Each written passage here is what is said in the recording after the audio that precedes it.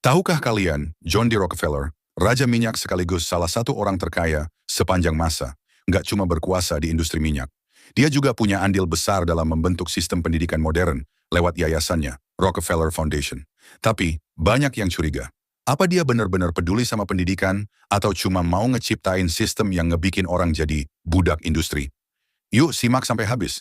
Di akhir abad ke-19, sistem pendidikan di Amerika Serikat mulai berubah.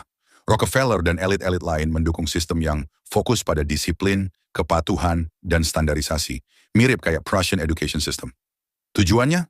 Ngeproduksi tenaga kerja yang siap buat industri, bukan pemikir kritis. Yayasannya nyumbang banyak duit buat sekolah, universitas, dan penelitian. Tapi nggak sedikit yang bilang ini cuma cara buat ngejaga kekuasaan elit. Orang miskin tetap miskin, orang kaya makin kaya. Banyak teori konspirasi nyebutin bahwa Rockefeller sengaja bikin sistem pendidikan buat ngebodohin masyarakat.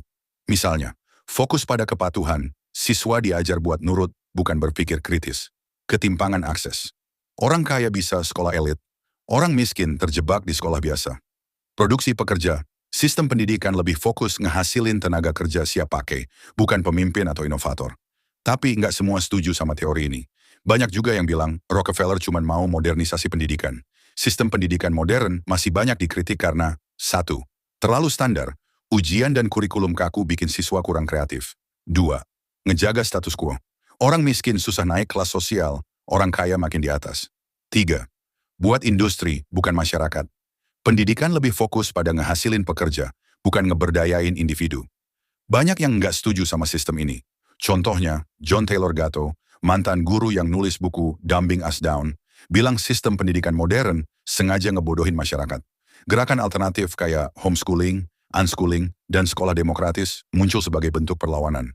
Mereka pengen pendidikan yang lebih bebas dan ngehargai kreativitas. Rockefeller mungkin nggak pernah ngakuin bahwa dia mau ngebentuk sistem pendidikan buat ngejaga kekuasaan elit. Tapi, lewat yayasannya, dia punya pengaruh besar dalam membentuk sistem pendidikan modern yang masih dipakai sampai sekarang. Apakah sistem ini emang sengaja diciptakan buat ngejaga orang miskin tetap miskin dan orang kaya tetap kaya? Atau cuman efek samping dari kebutuhan industri? Jawabannya mungkin nggak gampang. Tapi yang pasti sistem pendidikan modern masih perlu banyak perbaikan biar bisa lebih adil dan ngeberdayain semua orang. Gimana menurut lo bro? Apakah sistem pendidikan modern emang sengaja diciptakan buat ngejaga status quo? Atau lo punya pandangan lain? Yuk diskusi! Dan jangan lupa follow akun ini. Sampai jumpa di video berikutnya.